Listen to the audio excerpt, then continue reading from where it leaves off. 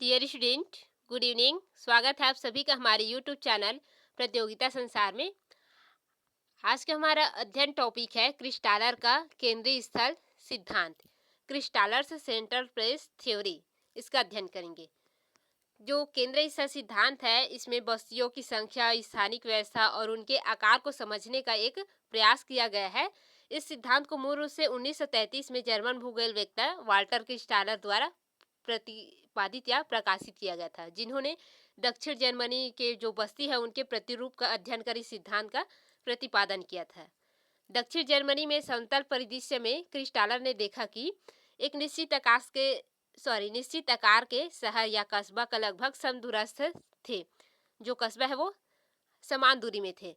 पृष्ठ प्रदेश के आकार और बस्ती संरचना के कार्यों की जांच करते हुए उन्होंने परिभाषित करते हुए पाया कि ज्यामितीय आकृतियों का उपयोग करके बस्ती अवस्थितियों के प्रतिरूप का मॉडल बनाना संभव है और उन्होंने इस सिद्धांत का प्रतिपादन किया। तो क्रिस्टालर के केंद्रीय स्थल सिद्धांत के क्या क्या मान्यताएं थी, उनका अध्ययन करते हैं। क्रिस्टालर के केंद्रीय स्थल सिद्धांत की मान्यताएं, उससे फर्स्ट है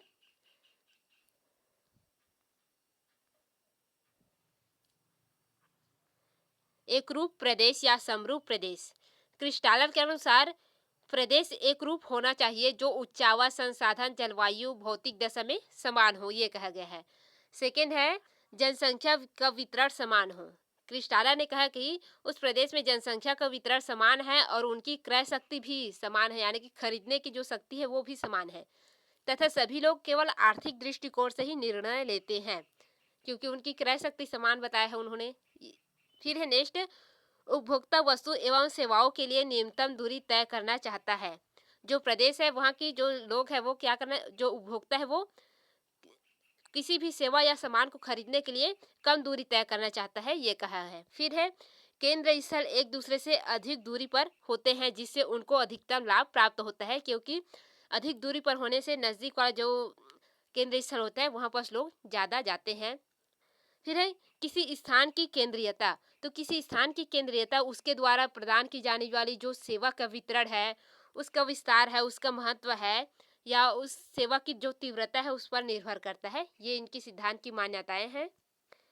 इसमें कुछ और मान्यताएं हैं, जैसे कि वस्तुओं की परास। तो वस्तुओं की परास क्या है? यह वह अधिकतम दूरी है जहां तक एक उपभोक्ता यानी कि जो खरीदने वाला व्यक्ति है वो किसी वस्तु या सेवा को खरीदने के लिए विक्रेता के पास जाने को तैयार होता है, यानी कि ये सबसे अधिक दूरी है जहां तक लोग या उपभोक्ता जाना चाहते हैं किसी वस्तु को खरीदने के लिए। फिर है वस्तुओं की देहरी। तो ये क्या होता है? किसी भी सेवा को या किसी भी केंद्र स्थल पर चालू रखने के लिए उनके उपभोक्ता की एक न्यूनतम संख्या आवश्यक होती है ताकि उस सेवाओं की लगातार बनाए रखें, उसको बंद ना करना पड़े। इसी को क्या कहते हैं? वस्तुओं की देहरी कहते हैं। ये इनकी सिद्धांत की मान्यताएं। अब उनके सिद्धांत का पदानुक्रम देखते हैं। केंद्र स्थल का पदानुक्रम उन्होंने कैसे किया है। ये क्रिस्टालर ने केंद्र स्थलों के विभिन्न स्तरों एवं श्रेणियों को समाहित करने के लिए एक सैद्धांतिक योजना का विकास किया है और केंद्र स्थलों, उनके सहायक क्षेत्रों और केंद्रीय कार्यों आदि का पदानुक्रम निर्धारित किया है। उनके अनुसार सबसे निचले स्तर के केंद्र स्थल पर कुछ ही कार्य संपन्न होते हैं जिसकी संख्या बहुत कम और आकार अत्यंत छोटा होता है या लघु होता है।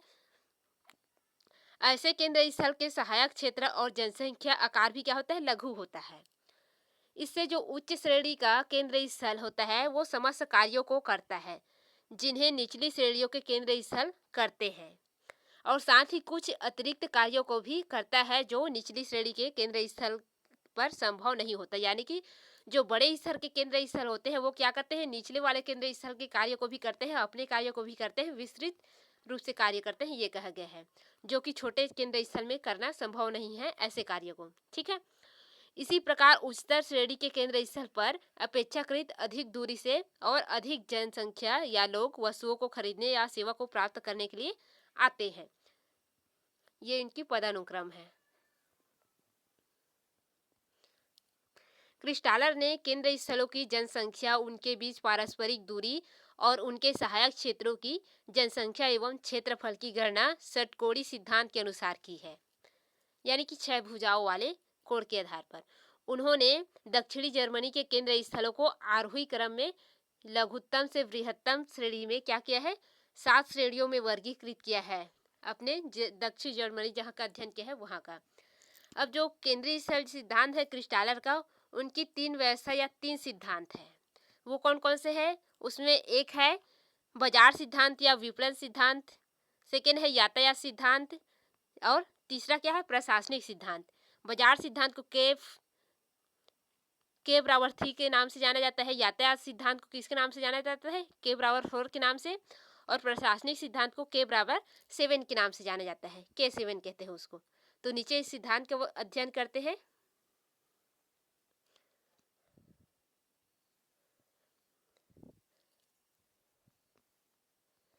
क्रिस्टालर का बाजार सिद्धांत या विपणन सिद्धांत या के 3 मॉडल। इस नियम के अनुसार जो केंद्र स्थल होता है वो एक वृहद केंद्र स्थल के पूरक क्षेत्र अपने समीपवर्ती प्रत्येक केंद्र स्थल के पूरक क्षेत्र के 1/3 भाग का अतिक्रमण करता है। यानी कि ये क्या है, एक केंद्र स्थल है, ये सबसे बड़ा केंद्र स्थल हो गया जिसका 6 कोना है मान लीजिए। तो इसमें ये क्या करेगा, 6 ये छोटे छोटे कोनों को ये अपने अंदर समाहित कर लेता है, ये कहा गया। फिर यहाँ पर से एक बड़ा केंद्र होगा, वो क्या करेगा, फिर से 6 केंद्र को समाहित करेगा, ये कहा गया है, जिससे बाजार नियम के आधार पर एक वृहद षट्भुज प्राप्त होता है। क्रिस्टालर ने इसे के चर द्वारा दर्शाया है। यदि केंद्र स्थल के बराबर 3 का पूरक क्षेत्र ए है एवं केंद्रीय स्थल समीपवर्ती केंद्र स्थलों के पूरक क्षेत्र का 1:3 भाग का अधिग्रहण करता है तो के बराबर 3 बनता है, यानी कि बाजार केंद्र सिद्धांत बनता है।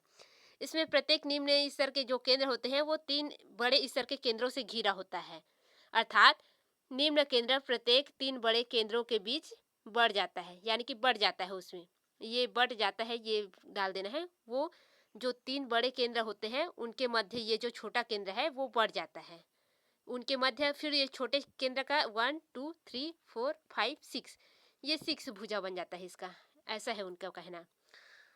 क्योंकि प्रत्येक बड़े केंद्र के समीपस्थ 6 निम्न स्तर के छोटे केंद्र स्थित होते हैं, जैसे कि अभी आपको दिखा है, ये बड़ा केंद्र है, ये बड़ा केंद्र है और ये बड़ा केंद्र है, लेकिन ये छोटा केंद्र है जो तीनों से घिरा हुआ है, जिसके 60 भुजाएं बन रहे हैं, ये है। ठीक, यहाँ पर आपको डायग्राम भी देखने को मिलेगा, और इनके ये इसका सूत्र है, इसको लिख लेंगे, के बराबर 3, और इसी को बाजार सिद्धांत के नाम से जाना जाता है। इसमें जो केंद्रीय स्थल का जो स्थान होता है वो होता है 1 3 9 27 81, इस प्रकार से, यानी कि वो 3-3 के अनुपात में बढ़ता है। 1 के बाद 3 होता है, 3 के बाद सीधा 9 हो गया, 9 के बाद 27 हो गया, यानी कि 9 3 का जो लाइनिंग है वो बढ़ते ही जाता है, उसमें अनुपात उतना होते ही जाता है, ये है। अब इसका ये जो यातायात का सिद्धांत वगैरह है, इसमें थोड़ा सा, ये आपका क्रिस्टालर के जो केंद्रीय स्थल सिद्धांत है उसकी परिकल्पना में बाजार सिद्धांत है, ये आपका के 3 मॉडल है, ये के बराबर 3 मॉडल है ये, तो इसे स्क्रीनशॉट कर लेंगे। और ये आपका यातायात सिद्धांत का है, सेकेंड वाला। अब हम अध्ययन करते हैं यातायात सिद्धांत या ट्रांसपोर्ट प्रिंसिपल। तो इसमें क्या बताया है क्रिस्टालर ने, इसका अध्ययन करते हैं। यातायात सिद्धांत में क्रिस्टालर ने बताया है कि विपणन सिद्धांत पदानुक्रम के विभिन्न स्तरों को जोड़ने के संदर्भ में एक अजीब व्यवस्था है। इस व्यवस्था के अंतर्गत वैकल्पिक व्यवस्था के रूप में क्रिस्टालर ने सुझाव दिया है कि केंद्रीय स्थलों को यातायात सिद्धांत के अनुसार व्यवस्थित किया जा सकता है। परिवहन सिद्धांत कहता है कि केंद्रीय स्थलों का विवरण सबसे अनुकूल तब होता है जब 2 महत्वपूर्ण कस्बों के बीच यातायात मार्ग पर यथासंभव महत्वपूर्ण स्थान होता है और मार्ग को सीधा या यथासंभव सस्ता स्थापित किया जाना चाहिए, ताकि वो उनको या उपभोक्ताओं को जो केंद्र स्थल है वहां पर पहुंचने में कोई समस्या ना हो। अधिक महत्वपूर्ण स्थानों को एक तरफ छोड़ा जा सकता है, यानी कि इसमें यहाँ पर जोड़ा जा सकता है, ये डाल देना है आपको, यहाँ पर थोड़ा सा मिस्टेक हो गया है, ठीक है, जोड़ा जा सकता है। परिवहन सिद्धांत के अनुसार केंद्रीय स्थलों को सीधे यातायात मार्गों पर स्थित होने चाहिए। जो केंद्रीय बिंदु के बाहर निकलते हैं। जैसे कि ये आपका सेंट्रल प्लेस है, यहाँ से ऐसे मार्ग जुड़ा रहना चाहिए ताकि लोग आकर्षित हो, ये कहा है। जब केंद्रीय स्थलों को यातायात सिद्धांत के अनुसार व्यवस्थित किया जाता है तो निचले क्रम के केंद्र होने की बजाय षटभुज के प्रत्येक पार्श्व के मध्य बिंदु पर स्थित होते हैं, यानी कि उसके मध्य बिंदु में चला जाता है षटकोण के स्थान पर। इस प्रकार यातायात सिद्धांत के बराबर 4 व्यवस्था में आयोजित एक पदानुक्रम का निर्माण किया जाता है या निर्माण होता है, जिसमें 4 के नियम के अनुसार केंद्रीय स्थल निहित होता है। इसमें केंद्रों की जो संख्या है वो 1, 4, 16, 24 इस प्रकार से हो जाती है। और इसमें तालिका के माध्यम से समझ सकते हैं। इसमें कुछ तालिका दिया है उन्होंने, क्रिस्टालर महोदय ने, जिसमें पदानुक्रम का स्तर दिया है। इसमें मुख्य शहर या राजधानी शहर ये मुख्य है, तो इसमें क्या है, ये पहले नंबर का है और इनकी दूरी भी कम होनी चाहिए, जैसे कि इसमें 1 दिया है। फिर है शहर दिया है, तो शहर का कितना है, ये 3 नंबर दिया है उन्होंने, उनकी दूरी जो है 3 है। फिर है कस्बा, इसके बाद गांव, इसके बाद छोटा गांव या पूर्वा, तो उनके सिद्धांत के अनुसार इसको दिया है। और ये आपके यूजीसी नेट के एग्जाम में कई बार पूछ चुके हैं, तो इसको ध्यान में रखेंगे। इनकी दूरी को व्यवस्थित करने के लिए प्रीवियस ईयर के क्वेश्चन उठाएंगे तो 2 से 3 बार इसको दोहराया गया है, ठीक है। फिर नेक्स्ट है प्रशासकीय सिद्धांत, इसका डायग्राम ऊपर है, स्क्रीनशॉट कर लेंगे उसको भी। प्रशासकीय सिद्धांत क्रिस्टालर का अन्य सुझाया गया आयोजन सिद्धांत इस अनुभूति पर आधारित था कि एक राजनीतिक या प्रशासनिक दृष्टिकोण केंद्र से केंद्रों के लिए साझा होने के लिए वास्तविक था। कार्यात्मक इकाइयों के माध्यम से कटने वाले जो नियंत्रण का कोई भी पैटर्न संभाव्यता समयग्रस्त है।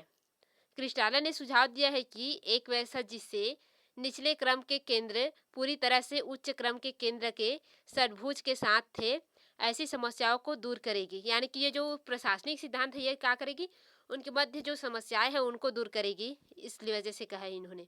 ऐसा पैटर्न जो है प्रशासकीय सिद्धांत के बराबर 7 में होगा। इसमें नीचे दिया गया है उसका। सभी 6 निचले क्रम केंद्र उच्च क्रम केंद्रों के लिए पूरी तरह से अगले निचले स्तर पर 7 बाजार क्षेत्रों के बराबर हावी है और इसका पदानुक्रम जो है के बराबर 7 होता है, जिसमें 1, 7, 49 इस प्रकार से होगा और अधीनस्थ है। इसके लिए व्यवस्था में केंद्रीय स्थलों उत्तरोत्तर वृद्धि पाई जाती है। ये पूरा एक लाइन आ गया है, इसमें थोड़ा सा कट हो गया है, इसको देख लेंगे, ठीक है। ये ऐसे आया हुआ है डायग्राम की वजह से और ये इसका डायग्राम है। अब जो क्रिस्टालर के केंद्रीय सिद्धांत है इसकी आलोचना का अध्ययन करते हैं। यह सिद्धांत आदर्श दशाओं पर आधारित है जो कि वास्तविकता में देखने को नहीं मिलती और क्रिस्टालर ने जो बस्तियों का पदानुक्रम किया है वो सबसे ऊंचे स्तर से प्रारंभ किया है, जबकि एक महानगर भी क्या रहता है पहले छोटे बस्ती के रूप में होता है, तो उन्हें सबसे पहले छोटे बस्ती से प्रारंभ करना चाहिए था पदानुक्रम का विकास। क्रिस्टालर की व्यवस्था का मुख्य दोष क्या है कि वह क्या क्या वस्तुओं की मांग में भिन्नता या अंतर को अधिक परिवर्तन कर देता है। यह आवश्यक नहीं कि सभी स्तर के केंद्र सभी निम्न स्तर के केंद्रों के कार्य करते ही है। ये बड़ा केंद्र है, ये अपने अनुसार कार्य करता है, छोटे केंद्र के कार्य को तो नहीं करेगा। ये थोक मूल्य करके पूरा ये करता है, ये क्या करता है अपने आवश्यकता अनुसार करता है। तो जरूरी है कि ये भी इसी के समान क्या करे, विपणन करे, ये कहा गया है। फिर है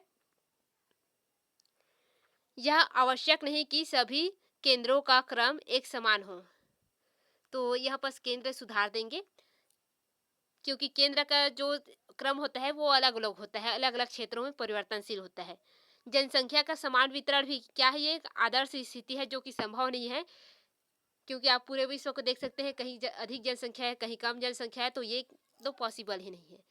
फिर जनसंख्या का समान क्रय शक्ति, ये भी संभव नहीं है। उन्होंने कहा कि जनसंख्या यानी कि जो उपभोक्ता है उस प्रदेश के, उसमें समान क्रय शक्ति होगी, उनमें आर्थिक स्थिति समान होगी, ये कहा गया है इनके अनुसार, तो ये भी संभव नहीं है। फिर है क्रिस्टालर ने पूरे प्रदेश के निर्धारण में के मूल्य को स्थिर माना है, जिसके अनुसार सभी केंद्रों के लिए के मूल्य निश्चित एवं समान होता है, जबकि वास्तव में ऐसा नहीं है, क्योंकि के मूल्य क्या होता है, परिवर्तनशील होता है।